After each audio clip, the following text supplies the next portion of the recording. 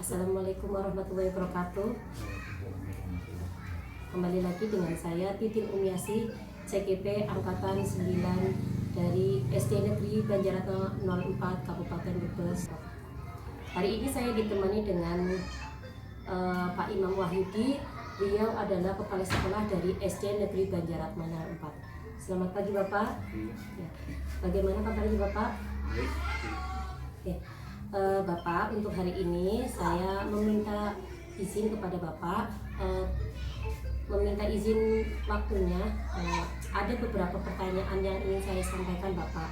Pertanyaan ini berkaitan dengan pengisian modul 3.1 pada program guru penggerak. Seperti itu nih Bapak. Pertanyaan yang pertama yaitu Bapak, selama ini bagaimana Bapak sebagai kepala sekolah dapat mengidentifikasi kasus-kasus yang merupakan dilema etika atau bujuk moral? Cara saya selaku kepala sekolah, terima kasih yang diwawancarai dalam mengidentifikasi masalah tentang moral dan etik, yaitu memilah-milah mana yang lebih diutamakan atau yang penting daripada yang lainnya. Itu nanti ada pengungkapan atau uraian rincian dari hal yang terpenuhi itu, sehingga akan terpenuhi cara mengatasi masalah itu. Ya, berarti Bapak cara Bapak mengidentifikasinya yaitu dengan cara memilih-milihnya mana yang etik, mana yang dilema etika dan mana yang bujuk moral. Seperti itu nggih Bapak. Nggih. Untuk pertanyaan selanjutnya yaitu, selama ini bagaimana Bapak menjalankan pengambilan keputusan di sekolah Bapak, terutama untuk kasus-kasus di mana ada dua kepentingan yang sama-sama benar atau sama-sama mengandung nilai kebajikan? Saya sebagai kepala sekolah dalam menentukan pengambilan keputusan ada dua masalah atau problem, mengutamakan yang lebih penting dulu yang dibutuhkan dan yang sesuai dengan kondisi pada saat ini. Contohnya seperti itu. Umpamanya ada dua yang sama-sama penting atau dikatakan di sini sama-sama dua kepentingan yang sama, maka mana dulu dipilih yang lebih penting. Berarti Bapak akan mencari yang lebih penting dulu sesuai kondisi, mana kondisi yang perlu didahulukan ya Pak, seperti itu nih. Iya Pak, matur suwun. Untuk selanjutnya Pak, langkah-langkah atau prosedur seperti apa yang biasa Bapak lakukan selama ini untuk masalah ini Pak? Biasanya seperti ini yang bermasalah, umpamanya bermasalah yang tadi di atas kan itu masing-masing kita temukan dulu untuk mencari jalan penyelesaian dengan ada persamaan kepentingan. Nanti saya selaku sekolah bisa mengidentifikasi ini yang lebih penting daripada yang seperti itu. Jadi kita harus itu sama-sama bersama bareng untuk itu. Berarti untuk langkah-langkahnya Bapak mempertemukan kedua kepentingan itu atau dua orang yang berkepentingan itu berdiskusi, mencari pendapat dan menyimpulkan mana dulu yang harus diselesaikan, seperti itu ya Pak. Saya menganalisa. Iya, menganalisa juga ya Pak. Iya Pak, matur suwun. Untuk selanjutnya Pak, hal-hal apa saja yang selama ini Bapak anggap efektif dalam pengambilan keputusan pada kasus-kasus dilema etika? Dilema etika. Itu biasanya adalah dengan etika dulu. Yang dimaksud etika itu norma. Norma atau hukum, baik tertulis maupun tidak tertulis. Kalau yang saya laksanakan dulu sampai dengan sekarang, itu tadi kalau melibatkan etika ya masyarakat, pemilih atau komite dilibatkan juga. Sebab etika setiap lingkungan atau pribadi kan berbeda. Berarti Bapak melibatkan dari warganya, dari gurunya, dari ininya semua yang berkepentingan dalam lingkungan sekolah seperti itu ya Bapak, dalam pengambilan lingkungan pendidikan dalam pengambilan keputusan. Ini Pak, matur suwun. Untuk selanjutnya Pak, pertanyaan selanjutnya, hal-hal apa saja yang selama ini merupakan tantangan dalam pengambilan keputusan pada kasus-kasus dilema etika? Ini ada permasalahan ya. kalau kita di lingkungan pendidikan itu biasanya dengan murid, wali murid, terus guru. Tapi alhamdulillah selama ini belum pernah terjadi pelanggaran etika. Kalau berdasarkan kalau mahasiswa terlambat, guru terlambat itu biasa dan bisa diselesaikan dengan cara tadi bagi yang ada permasalahan yang berat, saya tetap harus melibatkan komite.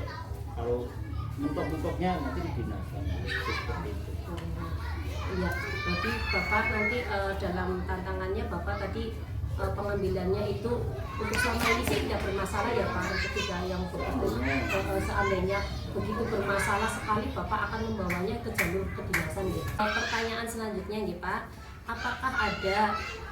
apakah Bapak memiliki sebuah tata ala atau jadwal tertentu dalam sebuah penyelesaian kasus dilema etika?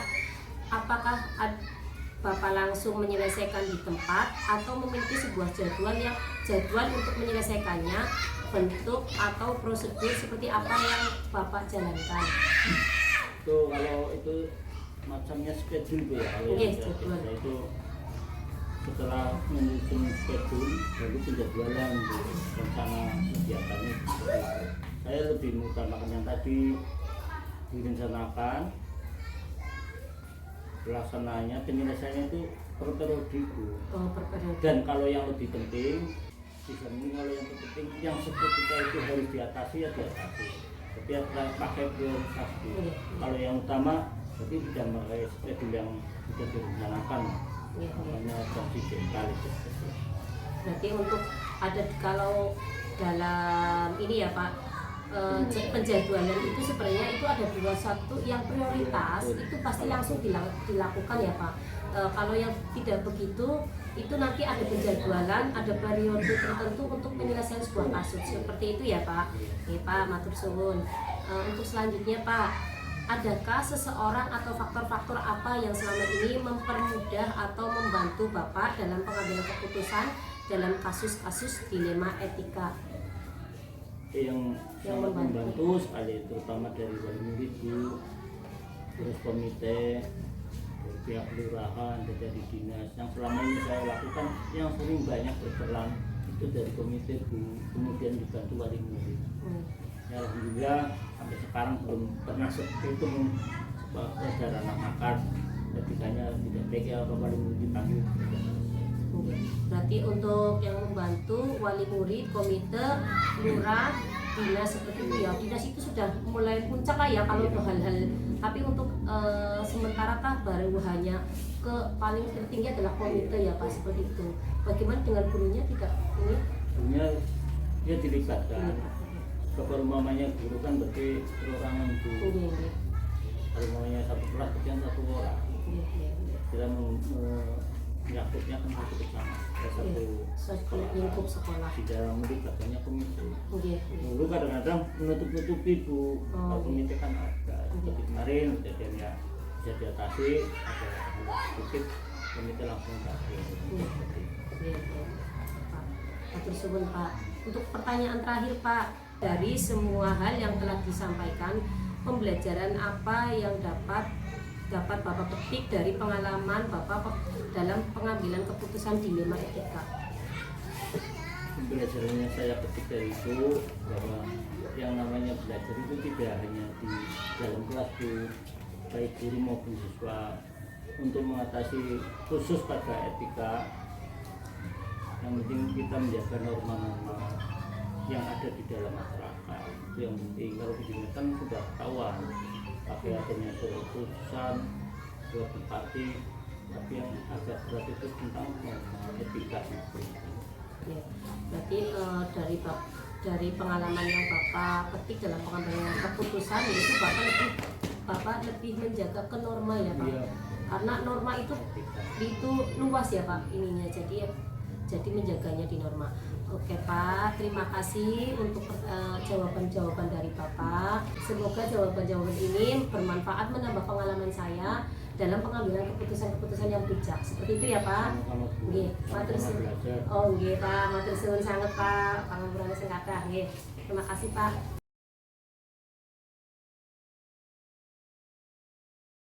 Assalamualaikum warahmatullahi wabarakatuh.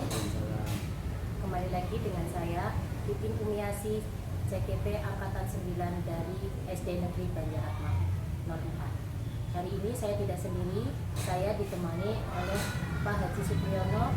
Beliau adalah Kepala Sekolah SD Petundungan Kecamatan Lakamba, Kabupaten Brebes. Selamat pagi Bapak. Pagi. Boleh minta waktunya sebentar Pak. Begini Bapak, dalam tugas demonstrasi kontekstual 3.1 ada beberapa pertanyaan yang ingin saya sampaikan Pak. Nah di sini yang pertama, selama Bapak menjadi kepala sekolah, bagaimana Bapak mengidentifikasi kasus-kasus yang merupakan dilema etika atau bujuk moral? Jadi gini Mbak, di dalam mengidentifikasi kasus itu permasalahan yang muncul, nah, yang muncul itu apa?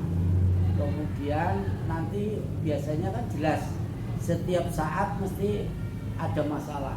Apakah masalahnya sedikit atau enggak? Mungkin masalah itu bermacam-macam, tidak harus masalah yang hubungannya dengan kejadian ataupun apa. Misalnya suatu contoh permasalahan guru datang telat itu juga masalah, kan begitulah. Bagaimana seorang kepala sekolah itu menjadi biar mereka ada apa dulu, jangan langsung divonis bisanya mangkatnya awan-awan kan begitu. Nah, permasalahannya apa kan itu tanya. Jadi kita di dalam memecahkan masalah tidak langsung divonis. Misalnya ada laporan dari seseorang gitu ya, tidak langsung kita mereka yang benar yang laporan kan begitu. Nanti kita minta konfirmasi kepada yang mereka yang dilaporkan bagaimana. Nah, kita permasalahannya ini adalah guru-guru ini masalah apa? Itu kita selaku pimpinan harus bisa menyeleksi permasalahannya apa. Itu salah satunya itu, sehingga kita bisa mengidentifikasi permasalahan-permasalahannya. Berarti selama ini Bapak mengkonfirmasi dulu ya, mengidentifikasi dulu, tidak langsung mengambil keputusan untuk sebuah masalah. Seperti itu ya Pak. Ya. Terus Pak, untuk pertanyaan berikutnya Pak, bagaimana Bapak menjalankan pengambilan keputusan di sekolah Bapak, terutama untuk kasus-kasus di mana ada dua kepentingan yang sama-sama benar atau sama-sama mengandung nilai kebajikan. Jadi gini Mbak, di dalam permasalahan yang ada, misalnya dua permasalahan, kira-kira yang urgen itu mana? Ya, yang urgen dulu itu yang diselesaikan dulu. Jadi kalau masalah ini kita bisa ditangguhkan penyelesaiannya, itu tangguhkan dulu. Di antara dua permasalahan ada, itu semuanya harus kita bisa diselesaikan. Tapi di dalam penyelesaiannya itu yang urgensinya lebih besar mana, yang perlu diselesaikan lebih cepat mana, kan gitu. Jadi tidak semuanya tidak mungkin masalah itu disamakan bersamaan, harus satu persatu. Itu jadi dalam penyelesaiannya itu yang lebih urgen dulu. Berarti untuk pengambilan keputusan di sama-sama benar itu Bapak itu akan mengambil yang urgent dulu, seperti itu ya Pak, yang lebih dibutuhkan dulu. Terus Pak, nah untuk berikutnya Pak, pertanyaan berikutnya, langkah-langkah atau prosedur seperti apa yang biasa Bapak lakukan selama ini? Jadi gini, kita melihat permasalahan apa dulu, suatu kasus ya, kasusnya itu apa dulu. Nah, dalam memutuskan apa untuk mengambil keputusan itu yang apa terlibat di dalam itu harus kita minta informasi dulu. Jangan langsung ini masalah ini langsung tapi kita menyelidiki apa mengetahui siapa yang terlibat. Jadi kita di dalam mengambil keputusannya baru kita minta ini permasalahan ini, kemudian dengan si A konfirmasi dengan si A atau si B bagaimana sehingga kita akan tepat. Jadi pengambil keputusan itu biar pas dengan permasalahan yang ada. langkah-langkahnya itu yang terlibat di dalam permasalahan tersebut. Berarti untuk langkah-langkahnya Bapak itu satu mencari orang yang terlibat dulu. Iya. Dan tidak mendengarkan satu pihak saja ya Pak. Iya. Seperti itu. Bapak harus mendengarkan dua-duanya, kedua belah pihak sehingga tidak terjadi pertimpang ya Pak. Iya, miskomunikasi itu. itu. Kemudian nanti kan di sana kok anunya satu senangnya sana atau memihak sana, tidak memihak. Jadi itu akan mengambil keputusan yang tepat. Berarti Bapak itu berusaha untuk seimbang jika menghadapi sebuah permasalahan seperti itu ya Pak ya. Oke, untuk pertanyaan berikutnya Pak, hal-hal apa saja yang selama ini Bapak anggap efektif dalam pengambilan keputusan pada kasus-kasus dilema etika yang Bapak hadapi? Nah, untuk mengambil keputusan yang efektif jelas tadi dikatakan, satu kita melihat permasalahannya. Dia itu yang jelas permasalahan yang ada, kemudian efeknya bagaimana. Nah, apakah efek ini, kemudian yang kedua belah pihak itu harus ada apa, kita tanyakan dulu sebabnya dia melakukan sesuatu atau dia berbuat sesuatu, itu ditanyakan, dipertanggungjawabkan dulu apa maunya sana. Nah, kita harus mengikuti. Nah, tidak langsung harus gini enggak. Kita ditanya dulu yang punya masalah, bagaimana dia, apa sebabnya dia melakukan semacam ini, kegiatan semacam ini, dia pertanggungjawabkan sehingga saya tahu ya, saya selaku pimpinan itu tahu bahwa permasalahan yang ada, oh karpet dia semacam ini. Nah, kemudian setelah pendapat mereka dicurahkan, kita bisa melihat baiknya bagaimana dengan pendapat yang saya ada. Seandainya kegiatan semacam ini, itu langsung kita berikan penjelasan pada mereka sehingga mereka atau yang terlibat di dalamnya itu akan tahu permasalahannya. Tidak langsung dia berbuat kemudian mencalahkan, itu enggak, langsung dia berbuat itu kita tanya apa sebabnya. Berarti yang menurut hal yang selama ini Bapak anggap efektif yaitu yang pertama Bapak melihat permasalahannya dulu. Yang kedua efeknya bagaimana dari sebuah permasalahan.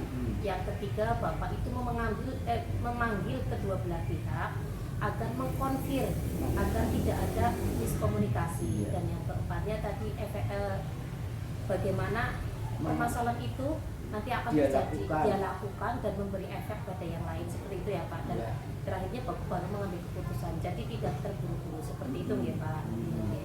Tersebut Pak.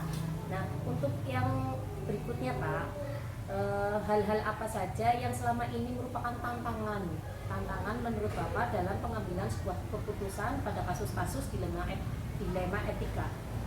Jadi memang tantangannya gini ya, sering suatu kebijakan pemerintah, kami jelas yang namanya aparatur itu akan melaksanakan kebijakan apa yang telah digariskan oleh pemerintah, dan kita juga harus tahu apa kepimpinan kita.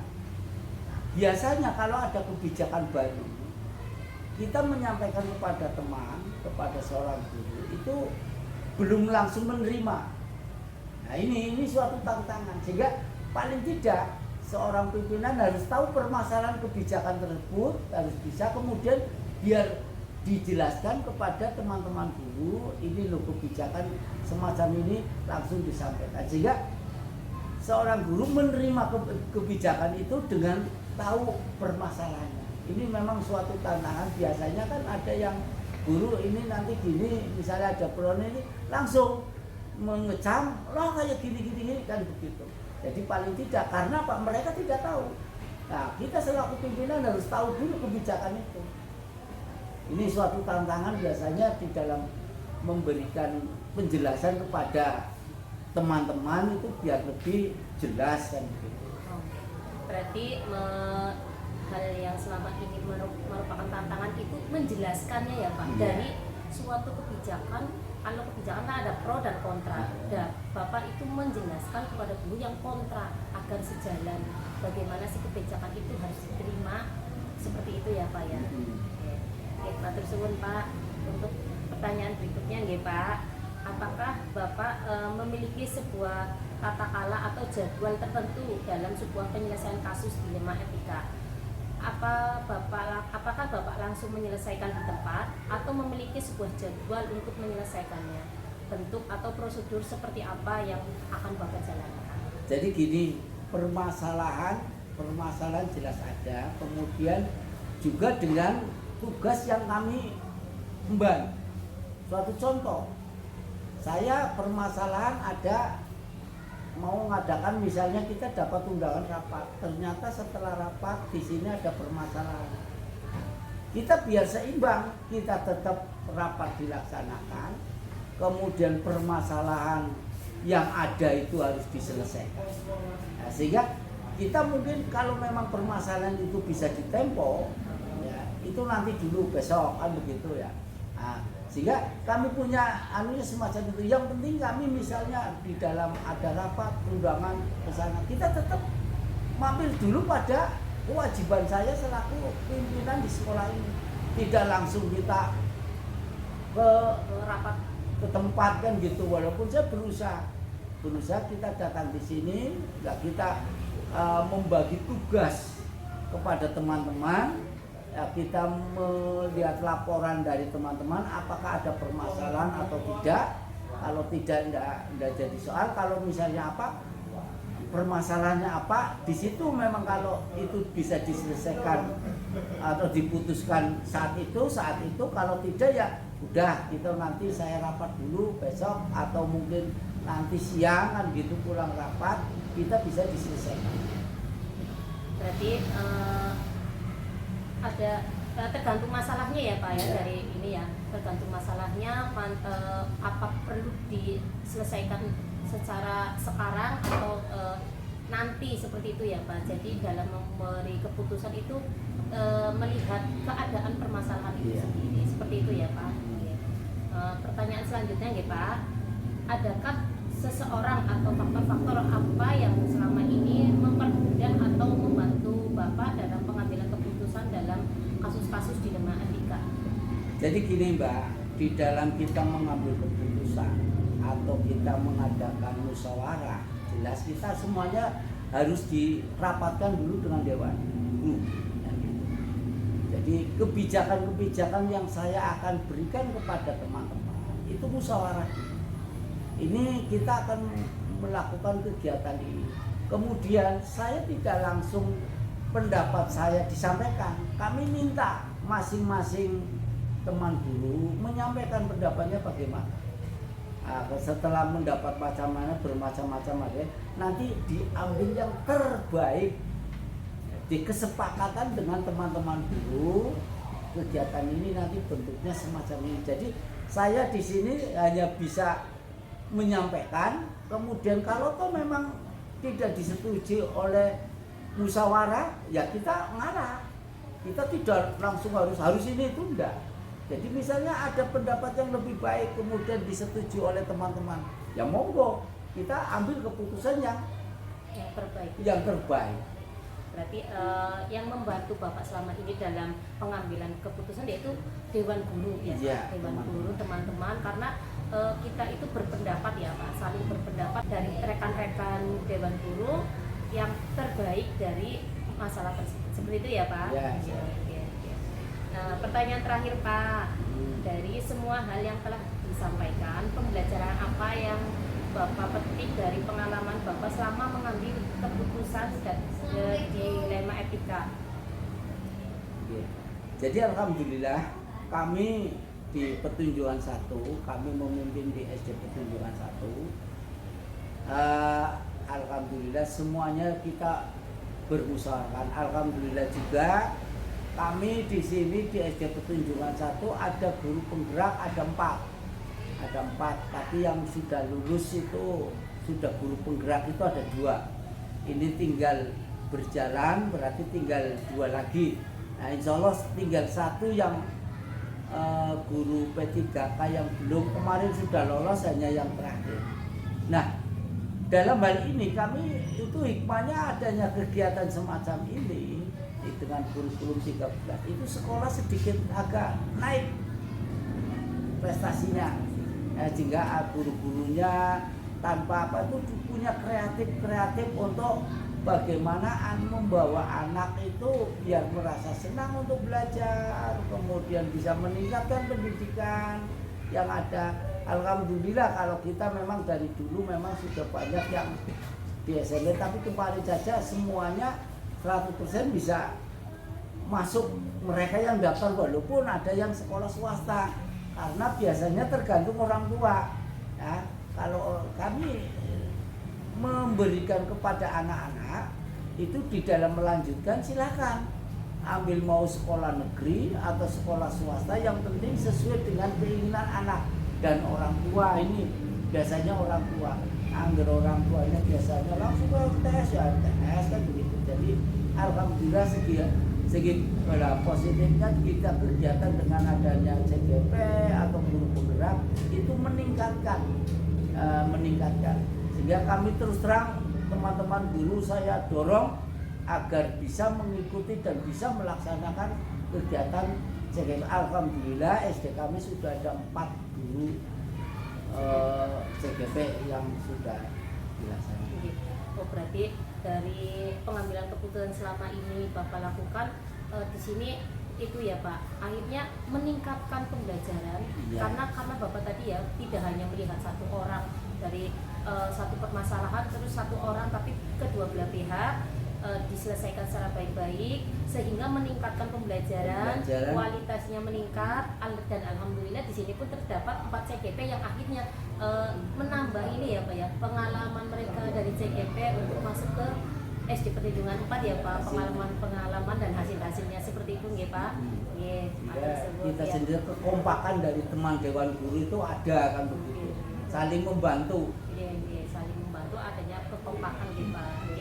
Nggih Pak, matur suwun atas kerjasamanya, terima kasih banyak atas waktu yang Bapak sediakan untuk saya di sini sebagai CGP Angkatan 9. Terima kasih banyak, semoga apa yang Bapak sampaikan dapat bermanfaat dan menjadi pengalaman baru buat saya selaku CGP kita. Sekali lagi matur suwun. Assalamualaikum warahmatullahi wabarakatuh. Semoga sukses. Amin, matur suwun Pak.